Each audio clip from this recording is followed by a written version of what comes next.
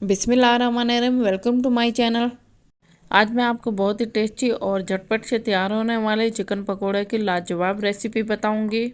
इस रेसिपी में चिकन कैसे इस्तेमाल की जाएगी जो कि मुंह में जाते ही घुल जाते हैं और आपको खाने में बहुत ही टेस्टी लगेगी। तो आइए अब हम इसकी बनाने की तैयारी करते हैं। सबसे पहले हम आलू और प्याज को इसी तरह काट लेंगे और आलू आपने कद्दूकश कर लेने हैं। अच्छे से कद्दूकश करेंगे और इसके साथ ही सब्ज़ मिर्ची भी 5 से 6 अदर डाल देंगे और इसके साथ बोनलेस आपने चिकन डाल देना है।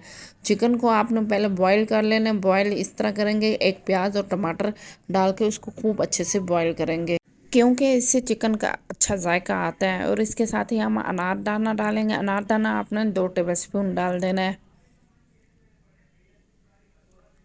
और इसके साथ ही हम सफ़ेद ज़ीरा डालेंगे। सफ़ेद ज़ीरा भी हम 2 टेबलस्पून डालेंगे और इसके साथ सूखा धनिया डाल देंगे। सूखा धनिया आपने मोटा मोटा कूट के डाल देने, चाहें तो आप साबित भी डाल सकते हैं, लेकिन मैंने इसमें मोटा कूटा हुआ धनिया डाला है। इस रेसिपी की मेन इंग्रेडिएंट में जो बेकिंग सोडा है, जिसकी वजह से पकोड़े टेस्टी और क्रिस्पी बनते हैं, और ये आपने हाफ़ टी स्पून डालना है। और इसके साथ ही हम सुरख मिर्च डालेंगे। सुरख मिर्च ज़रा तेज़ डालेंगे जिससे पकोड़े बहुत ही टेस्टी बनते हैं। और इसके साथ ही हम half table spoon chicken powder डालेंगे और इसके साथ नमक डाल देंगे और साथ ही आपने इसमें बेसन भी डाल देना है। बेसन को अच्छे से छान के हमने डालना है। इस रेसिपी में सबसे ज़्यादा जो अहम बात है, इसमें बहुत ही कम पानी इस्तेमाल किया जाता है और इसको अच्छे से गूंदा जाता है और थोड़ा सा सख्त सा गूंदा जाता है क्योंकि आलूओं का अपना पानी होता है, जिसकी वजह से बहुत ही टेस्टी और क्रिस्पी पकोड़े बनते हैं। और इसको हम 2 से 3 मिनट में अच्छे से गूंद लेंगे।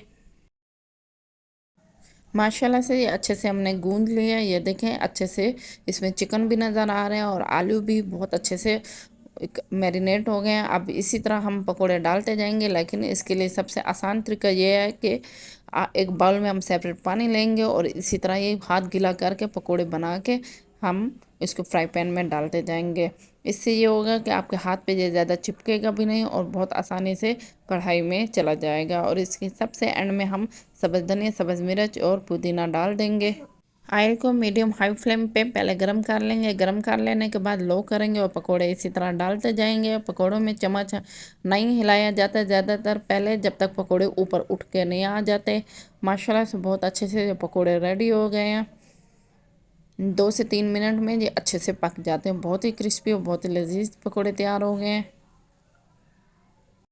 माशाल्लाह अल्हम्दुलिल्लाह बहुत ही टेस्टी और बहुत ही क्रंची और बहुत ही लजीज वो चिकन पकोड़े तैयार हो गए हैं। और इसको हम दही की चटनी के साथ या आप सब्ज़ धनिया की चटनी के साथ भी इस्तेमाल कर सकते हैं। मैं उम्मीद करती हूँ आपको ये रेसिपी पसंद आई होगी। तो लाइक, शेयर एंड सब्सक्राइब ज़रूर कीजिएगा और अफ्तारी को खूब अच्छे से एंजॉय कीजिएगा।